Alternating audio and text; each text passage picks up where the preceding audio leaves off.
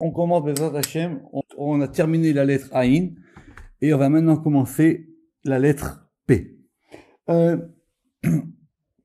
lettre P, juste on va y revenir dessus, c'est que quand on l'écrit en malais, il y en a qui l'écrivent avec un He et il y en a qui l'écrivent avec un Aleph. On va voir que c'est peut-être mieux de l'écrire avec un He. Alors le premier mot qu'on va faire aujourd'hui, c'est le mot PR.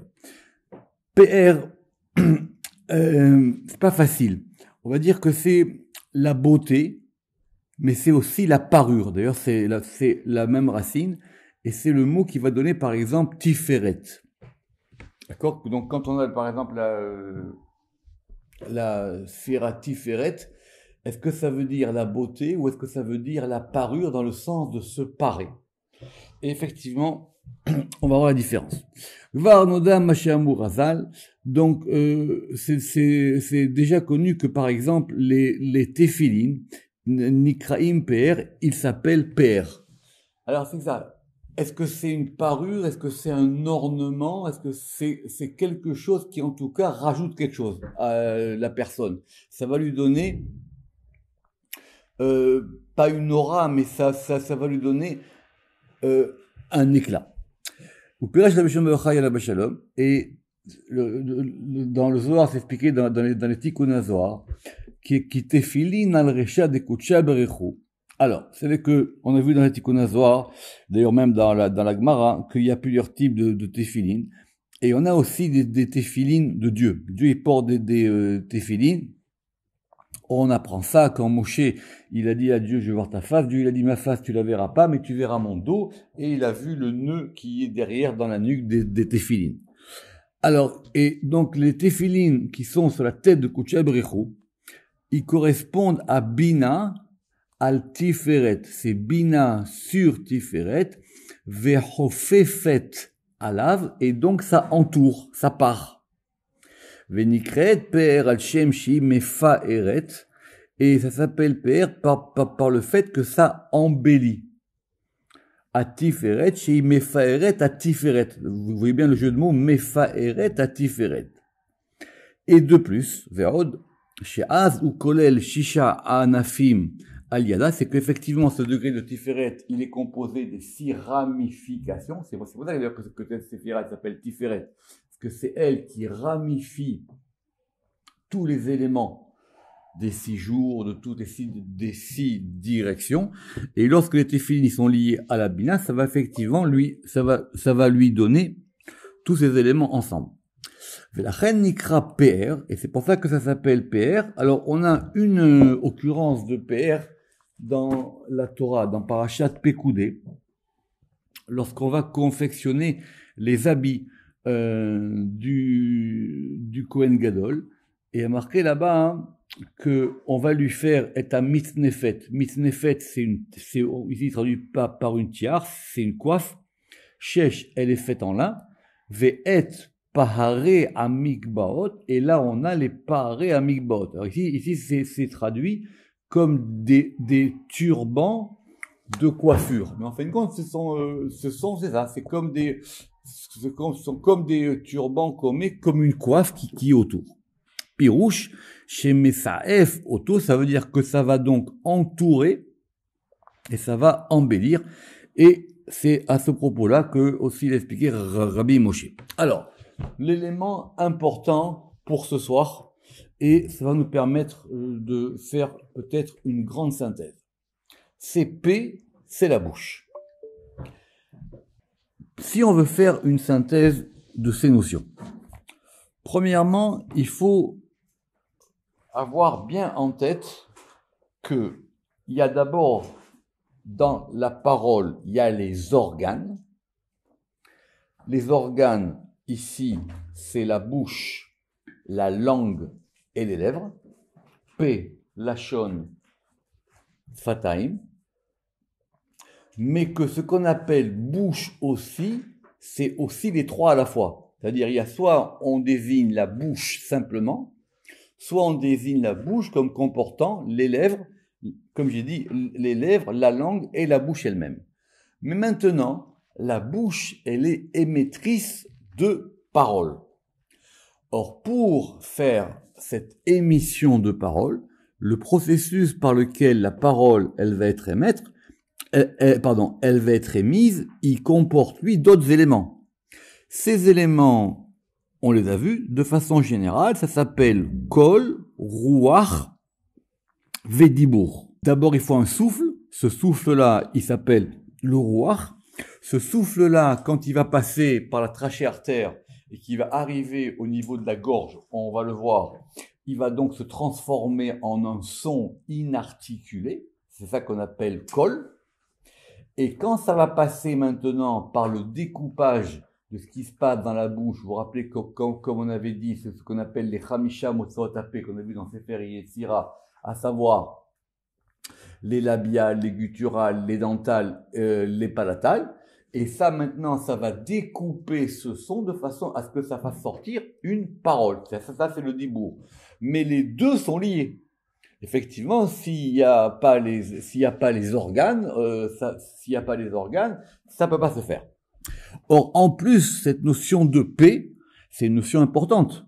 Je vais pas vous citer tous les versets où dans la Torah, on a parlé de la bouche, y compris même de la bouche divine. D'accord, qui pi Hachem diber. Donc, ça va être assez complexe. Pour ce faire, le Rama qui nous renvoie d'abord à ce qu'on avait déjà fait beaucoup plus haut, que je vous demande de réviser, mais on peut vous faire une petite synthèse rapidement, quand on a parlé de Lachon. Lachon, c'est donc la langue. D'accord? Alors, évidemment, on va pouvoir essayer de faire des parallèles ou d'appliquer ça par rapport aux séphirotes. D'accord. Mais vous voyez bien que c'est plus complexe. Ce qu'il faut retenir là-bas, si j'ai bien compris de la Lachon, mis à part que par exemple, quand on va parler des 70 langues, on va parler des Shivim Lachon. D'accord? Ça veut dire des 70 degrés de la langue. La langue en général, et on peut prendre la métaphore au sens clair, elle correspond à Yesod. Parce que le processus par lequel on va créer la parole avec les organes et avec le processus, il correspond de même au processus de Yesod, qui est l'organe sexuel. Ça, au moins, c'est clair. Vous pourrez le regarder là-bas. Alors, Bényan Apé, on va prendre notre temps, c'est le gros sujet d'aujourd'hui. À propos de la bouche. Pirachnu Berech Lachon, il a dit, on l'a déjà expliqué à l'article langue. Veim kolve nakriva biur, et donc maintenant, on va essayer de détailler ça. Premièrement, il n'y a pas une bouche, il y en a deux. Veine piot emstein. C'est-à-dire, il y a 2 degrés de bouche. Apeacha tia malchut. Donc, la bouche qui va émettre la parole, elle est en bas. Et elle correspond à la malchut. Et elle s'appelle P, mitzad amila, du côté de la mila, c'est-à-dire ici de la circoncision, qui est Yesod. Rappelez-vous que Moïse, il avait dit qu'il était incirconcis de lèvres. Va'ani arel sefataim. Ça veut dire, il a dit, ma parole, elle peut pas sortir, parce que justement, à ce niveau-là, j'ai des scories. Et on peut effectivement appliquer l'un à l'autre. Mais, premièrement, posons un principe. Que la bouche, elle correspond à la malchut. Parce que simplement, la malchut, c'est ce qui fait sortir, c'est ce qui fait dévoiler de la même manière que l'organe émetteur au final de la parole, c'est la bouche. Mais effectivement, on ne parle pas maintenant de la bouche, comme je vous l'ai dit, dans le sens de l'ensemble des organes qui émettent la parole. Elle a kavana ptichatapé, c'est-à-dire simplement, on parle simplement de la bouche en tant que c'est une ouverture qui va permettre de faire sortir les choses. Effectivement, cette notion de pétard, elle est aussi liée à la malchut, parce que la malchut, c'est une porte. Alors, kelunama Kesheyifatach Adam Sefatav, parce que lorsque l'homme, il va ouvrir ses lèvres. Pourquoi? Parce que quand on va commencer la Hamida, n'importe laquelle Hamida, il y a une petite phrase. Hashem Sefatai Tiftach ou fi yagid teilatecha. C'est très très très important d'après le Harizal, et le Zohar aussi en parle. On va dire Hachem Dieu, c'est fatay tiftach, ouvre mes lèvres, ou pi yagid, et ma bouche, elle dira teilatecha, ta louange. Qu'est-ce qu'on veut dire là-bas? On veut dire là-bas qu'on doit organiser la parole, comme on disait autrefois l'oran, O-R-A-N-T, l'oran, afin que justement ce qui sort de la bouche forme une prière, et que ça soit donc conforme dans le langage par rapport à ce qui se passe dans les mondes supérieurs. Alors, c'est comme si on dit, lorsque l'homme il va ouvrir ses lèvres, auto à avir, l'air, Ve'apticha, et là donc l'espace d'ouverture, Amitave ben asfataim, et qui donc va s'ouvrir entre les lèvres, c'est ça qu'on va appeler la bouche. Mais maintenant, combien de lèvres on a? On a 2 lèvres. Omnam asfataim, et donc en général, elles vont correspondre par rapport à ce degré de la bouche d'en bas, qu'on va appeler netzacheod. Ve'alashon, et donc on a la langue, qui est maintenant entre les lèvres, Amesavev ben asfataim, Meshucha klape panim, et donc elle est par rapport au visage, et ça s'appelle le yesod, et parce que c'est ça qu'on appelle le lachon. Notez, on va dire plus tard que la langue elle a 2 extrémités. Elle a une extrémité qui va aller du côté de la bouche, et l'autre extrémité qui est au fond de la gorge. D'accord? On va voir la différence après. Ou bepeulot adibur. Donc maintenant, lorsqu'on va parler, Mitiached ape imagaon, la bouche, elle va s'unir avec la gorge par la langue. Aliédé alashon, chez Rocho echad, parce que la langue, elle a donc un côté qui est entre les lèvres, echad ben afataim, magia les pe mamash, et donc la langue, elle va toucher la bouche. Effectivement, avec la langue, on peut toucher la bouche. Mamash, Verocho echad, et il y a donc l'autre côté de la langue qui va maintenant atteindre la gorge et où va se trouver la trachée artère qui est par là d'où va sortir le son. D'accord? C'est bien la trachée artère. D'accord? Or, cette trachée artère, le canet, ça correspond à Tiferet. Comme on l'expliquera quand on verra cette notion de canet. Donc ça, c'est, on va dire, le principe d'émission principalement de la parole, avec les organes. Ceci dit, cette parole, cette bouche d'en bas, elle ne peut pas fonctionner si elle n'est pas connectée avec une bouche qui est en haut. Umala. Michlalot ape azot, yeshpe acheret. Il y a une autre bouche qui est plus haut. VI, et qui va correspondre à 2 lèvres aussi. Mais dans ces 2 lèvres-là, elles correspondent à Gedula et Gevura. Et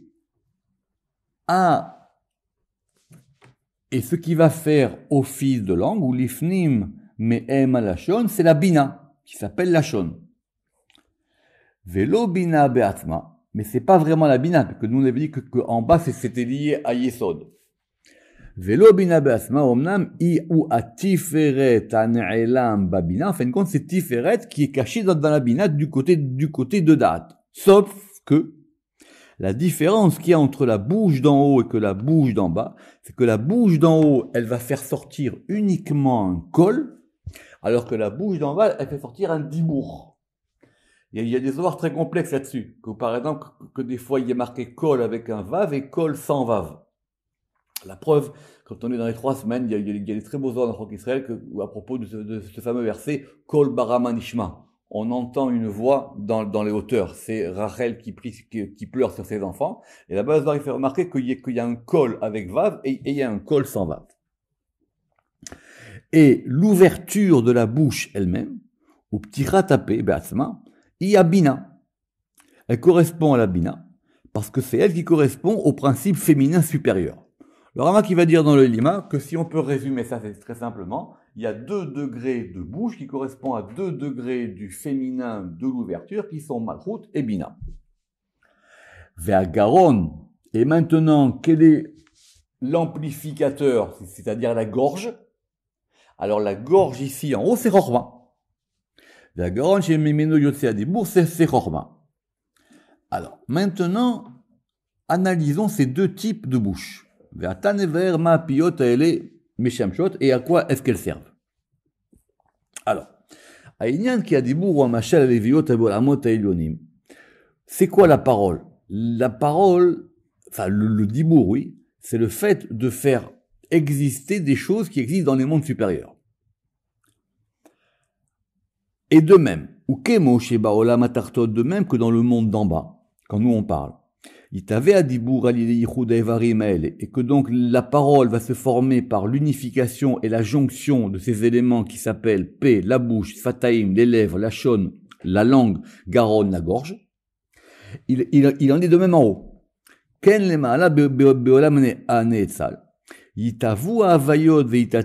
donc effectivement c'est ça qui va permettre de faire sortir par ces alliés à Kelim et par ces ustensiles là les choses qui doivent sortir en haut. D'accord? Alors on n'a pas peur nous de la métaphore dite anthropomorphique, ça on verra ça dans Char à Neshama, mais il ne faut pas du tout en avoir peur, donc de cette manière c'est la Torah elle-même qui va parler de la bouche divine, donc il n'y a pas de raison qu'on ne puisse pas le faire. Veine. Mais attention, si on dit que maintenant il y a une bouche en haut et que ça va faire sortir des choses qui proviennent de Chorma, donc ça veut dire qu'on parle de choses vraiment cachées. Simplement, on peut pas attribuer une réalité. C'est simplement, on en parle par analogie. Parce que qu'est-ce qui va permettre en tout cas de pouvoir faire, en tout cas de donner une articulation et un dévoilement à la Chorma, ça on le sait en général, c'est la Bina. Veine. Maintenant, c'est cette chose qui est cachée, qui est dans Chorma. Elle va sortir vers la Bina. Yetze à la Bina. Et donc effectivement, ça va maintenant faire sortir quelque chose qui est aussi subtil, mais qui est plus dévoilé. Et donc nous, on va appeler ça un dévoilement, mais c'est encore quelque chose de caché. Donc le Ramak, effectivement, il prend des précautions pour pas qu'on croie que c'est uniquement par analogie. Parce qu'effectivement, les choses qui sont cachées, qui sont enfouies au niveau de Chorma, on peut même pas les appréhender.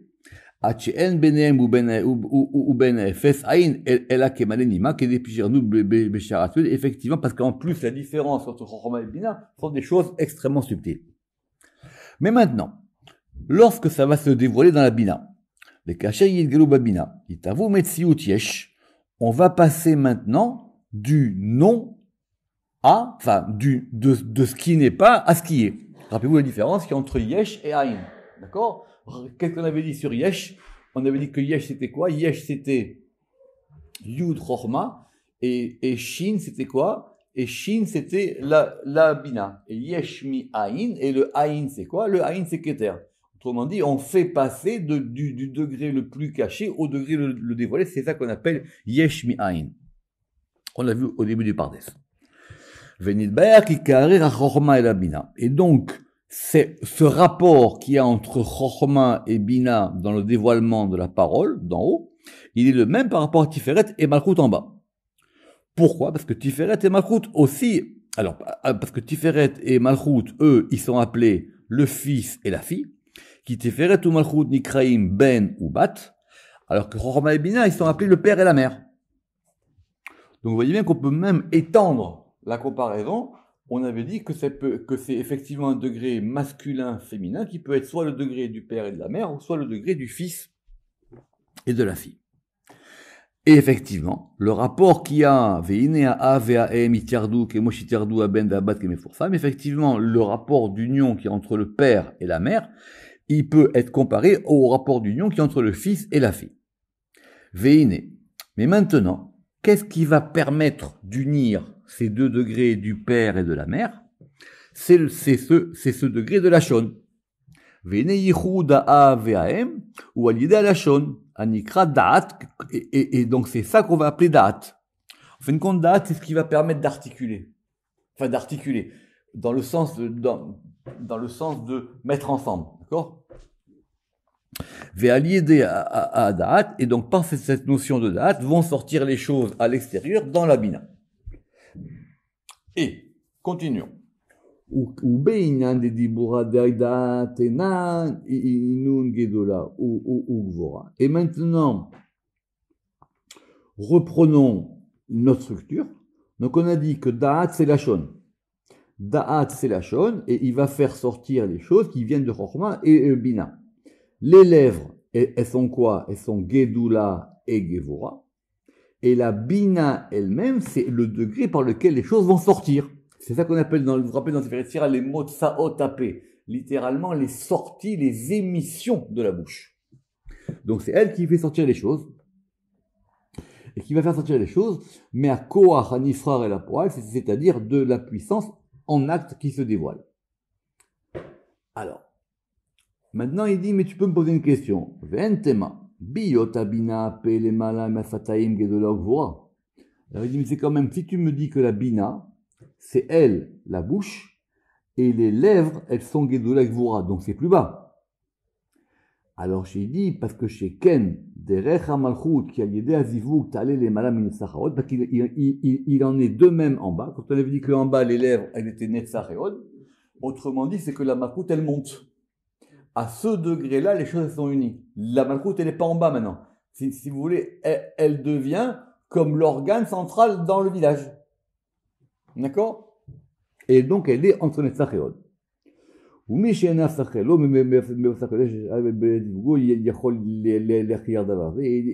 une personne qui sait ces choses-là par rapport au principe de l'union de l'homme et de la femme, il peut comprendre de quoi ici il s'agit. Alors maintenant, quand en haut les choses elles vont se dévoiler dans la bina, lo nidgalou, ce que je dis tout à l'heure, ça va pas se dévoiler bedibour par une parole, et par le fait que les lèvres, elles coupent le son pour pouvoir produire une parole et donc pour pouvoir détacher des lettres indépendantes, et là, bécol, ça fait sortir un col. En haut, ça sort un col et en bas, ça sort un dibour.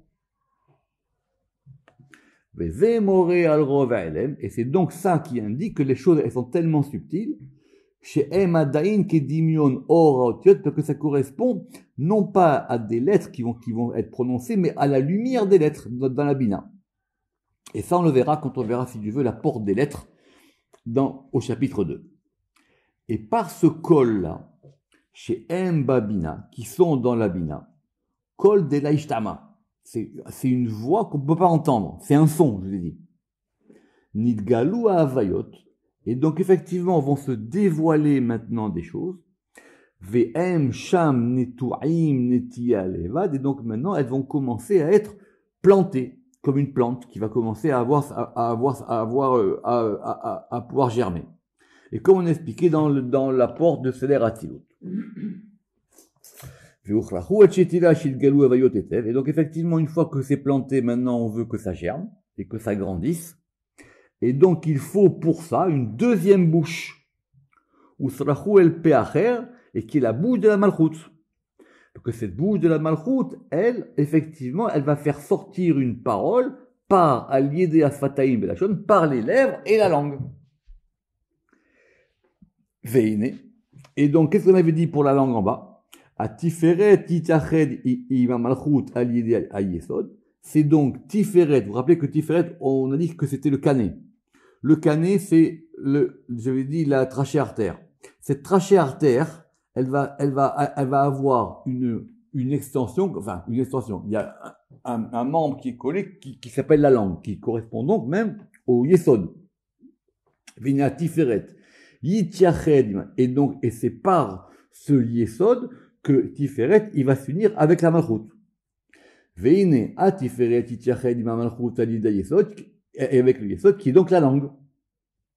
Et donc maintenant, veyatsu aotiot, et donc maintenant vont pouvoir sortir les lettres depuis la bina, par le fameux principe que vous rappelez qui s'appelle Or Maïm Rarakia, qui est le même principe que la production de la semence.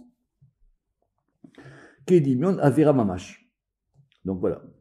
Ou Misham Yushpe'u ala Tiferet. Et donc maintenant après, ça va se influer dans le Tiferet et qui va devenir donc un rakia, comme on l'a vu, enfin, comme on verra Rakia beaucoup plus tard. Vous vous rappelez qu'on a vu au début Or, Maïm et Rakia dans la création du monde. C'est qu'Asher Emsham Mashpiim al Yedei Yesod B'Malchut. Et donc maintenant, qui est-ce qui va faire passer cet influx dans la Malchut? C'est Yesod. Et la Malchut mit'aberet mehem, et la Malchut littéralement, elle en est engrossée. Et comme elle en est engrossée, elle va pouvoir donc faire sortir des enfants. Et ces enfants-là, ce sont les paroles.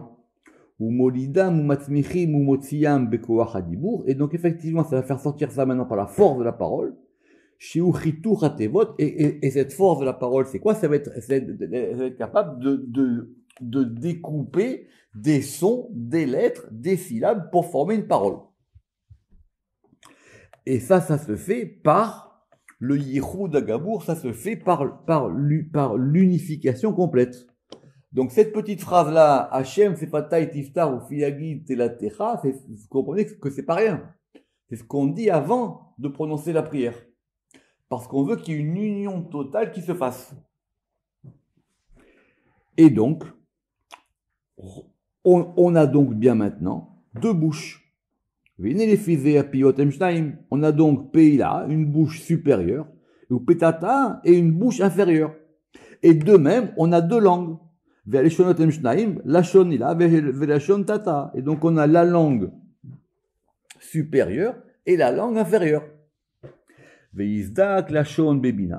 Et on peut donc maintenant comprendre pourquoi est-ce qu'on a attribué cette notion de Lachon qui est en bas liée à Yesod, c'est-à-dire dans Bina, mais par rapport à Da'at. Amitalem ba betochadarea, parce que ce degré de Da'at, lui, il va se cacher à l'intérieur des pièces d'habitation de la Bina.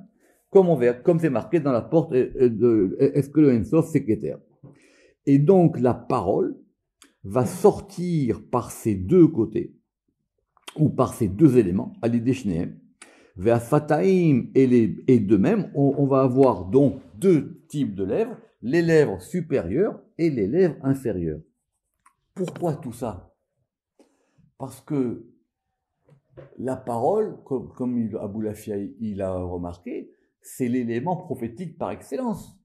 Le prophète, il parle une langue. Quand on reçoit la Torah, Dieu parle. À chaque fois dans la Torah, tout passe par la parole. Donc maintenant, on veut que ces choses-là soient connectées. C'est pas informatif. Alors, Dieu, il a dit, PLP Adaberbo, je parlerai à Moïse bouche à bouche. Alors Rabbi Moshe, il a expliqué là-bas que c'était Tiferet et Malchut, Ven, Sarir, Lefidar, Kenulavé, et il dit donc, mais nous, d'après ce qu'on vient de dire, nous n'avons pas besoin de passer par là. Pourquoi? Parce que, d'abord, Moïse, c'est le plus grand des prophètes. Donc c'est la plus grande prophétie.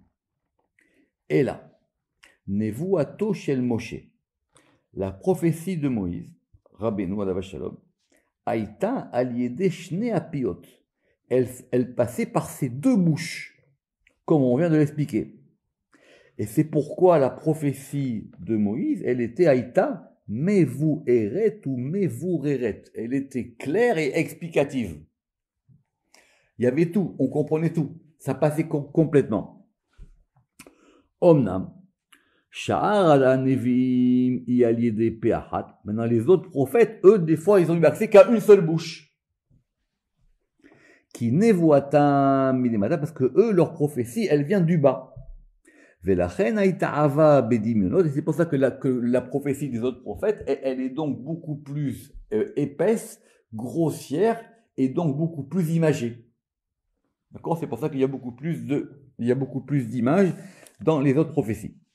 Omnam, Nevuat, Moshe Rabbeinu Alav Shalom Aya Milemala. Maintenant, la prophétie de Moïse, elle provient d'en haut. Ve'aya Ba'a Elav, et elle lui parvenait, mitor Shete Piot, par ses deux bouches. Ve'lachen Ayu Hadevarim Bechatichat Adibur, et donc maintenant ces paroles-là, elles étaient par le fait que la parole se forme de façon barour, claire, veillafé et belle.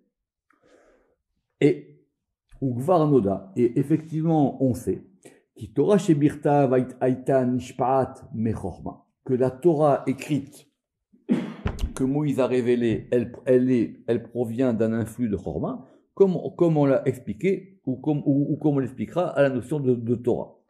Ou Mipne et Yota, et donc puisqu'effectivement elle provient de Chorma, Aïta Mukhrachet Anevoa, donc si ça provient de Chorma, donc c'est nécessaire que elle passe par ces deux bouches alliées des jetés piotes, comme on vient de l'expliquer. Alors maintenant, quand on parle, nous, de Pi Hachem, de la bouche de Dieu, Venikret Ashrina Pi Hachem, là on parle simplement de la Shrina. Biyota Mitraberet Imdoda, lorsqu'elle va s'unir avec son époux. Pourquoi? Parce que Pi, c'est la bouche, c'est la Shrina, et Yud Kevavke, c'est Tiferet. Donc ils sont ensemble, Pi Hachem. Chibur Azivur, et donc ça veut dire qu'ils sont maintenant en union et ils sont reliés ensemble. Et effectivement, et lorsque c'est pas simplement une simple parole, c'est une parole où les deux sont liés, ça s'appelle Pi Hachem, ça s'appelle la bouche de Dieu. Dans le Halima, le Rama qui ne ramène pas ici, il fait remarquer que dans Shirachirim, là-bas, il y a marqué Yishakeni Milchikot Piou. Marqué là-bas qu'il m'embrasse des baisers de sa bouche, Piou. Or là-bas, Piou, c'est écrit P-Yud Hevav. C'est presque le nom divin écrit d'une certaine manière. D'accord? Il fait remarquer que c'est une forme irrégulière qui correspond à un certain degré. C'est ça que le roi Salomon, il voulait dire là-bas. Alors, revenons maintenant à ces expressions. Rabbi Moshe il explique à propos d'un autre sujet que quand il y a marqué Pi Hachem, c'est pour indiquer les rachamim, c'est pour indiquer les miséricordes. Pourquoi? Parce qu'effectivement Hachem c'est miséricorde. Pourquoi? Parce qu'il y a une autre expression. On a dit que la Torah a été donnée, mais Pi Gvura, a été donnée par la bouche de la Gvura. Donc il y a une parole de Gvura et une parole de Yud Kevavke qui est rachamim, qui est miséricorde. Venikret Piagvura, et donc ça peut s'appeler aussi Piagvura. L'irmoz alinikata mitzadagvura, parce qu'effectivement ça prend son influx de la Gvura. Ve'az mashpaat koachadin, effectivement ça fait sortir une force de din, et c'est ça qu'on a expliqué Pi. Chez Pirusho, Makom Betchar, l'Eknissa Ve'leyitzia, et pas qu'effectivement cette notion de bouche, c'est quelque chose qui va permettre de faire entrer et de sortir, c'est une porte. C'est une porte, c'est une ouverture. Alors, étonnant. Comment vous écrivez P? Vous avez écrivé P, P, He. Très bien. Et si maintenant vous mettez un cholem en haut, ça fait quoi? Ça fait po. C'est quoi po? C'est ici. Alors évidemment, c'est pas au hasard. Ou milat po, becholem, et donc cette notion de po, quand on va lui mettre le haut, Rabbi Shem Yochai, il expliquait dans le Zohar que ça correspond aussi à la malchoute. C'est aussi pour indiquer un élément, qui veut dire c'est ici, c'est là, c'est comme une bouche. C'est-à-dire c'est un élément ici maintenant dans la malchoute. Simplement, effectivement, que comme on a rajouté ce degré du cholem qui peut correspondre effectivement à Yesod, donc ça peut être soit Malchut, soit Yesod. Effectivement, on peut dire les deux. Qui ou Yesod, la kolechat qui a Malchut nikret pe bisa Yesod, parce que la Malchut, elle s'appelle bouche que par rapport à Yesod. Maintenant, dans le Re'aya Memna, on verra ce texte du plus tard. On va faire là-bas une description rapide du visage. Qu'est-ce qu'on dit là-bas? Vous avez les shono. Migarma itkariat pe. D'elle-même, elle s'appelle la bouche. On va expliquer. Alors il dit donc effectivement, a priori, ça serait le contraire de ce qu'on va de dire plus haut. Mais quand on va regarder les choses, on va voir que effectivement, c'est pas une difficulté. Pourquoi? Alors, Veit Kiryat, donc la Shrina, elle s'appelle d'abord l'oreille du côté de la gauche. Ate Hashem oznecha ushma. Donc, quand on l'a dit là-bas, tends Hashem ton oreille et écoute. Veid kariet reach, et ça s'appelle aussi l'odorat, mi sitra de amuda demsaïta par rapport à la colonne du sang. C'est pour ça que l'odorat, c'est très important cette notion de bessamim, parce que c'est ça qui va maintenant centrer les choses. Et elle s'appelle la bouche migarma de par rapport à elle-même. Donc, il dit quand on voit les choses, quand on voit les choses par rapport effectivement à ces deux notions qui sont l'oreille et l'odorat, qui correspondent du côté de Tiferet, qu'on a dit que l'odorat il était central, et la Gvura par rapport à l'oreille, alors maintenant, à marcher à P mitzadasma, donc on dit que maintenant que la bouche, elle est par rapport à elle-même, et donc pas par rapport à eux.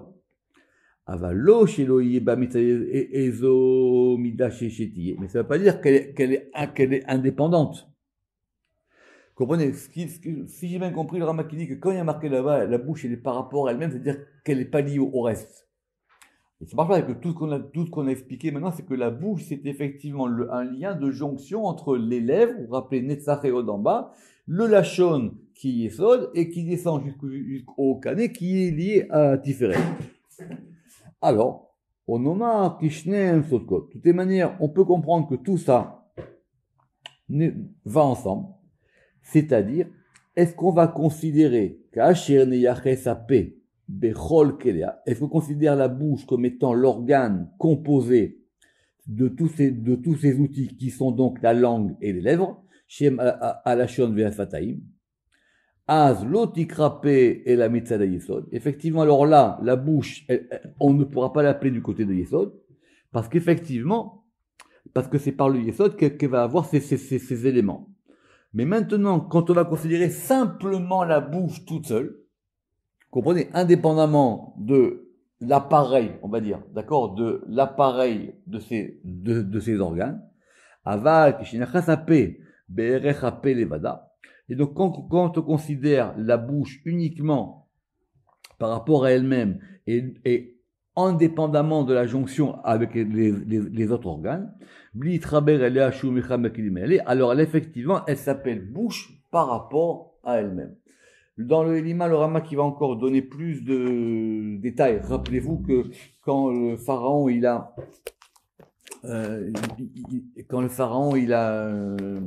donné à Yosef toutes les prérogatives, il lui a dit c'est par ta bouche que vivra l'Égypte. D'accord? C'est là qu'on apprend que P c'est lié à Yesod. Baruch Adonai Le'olam. Amen ve Amen.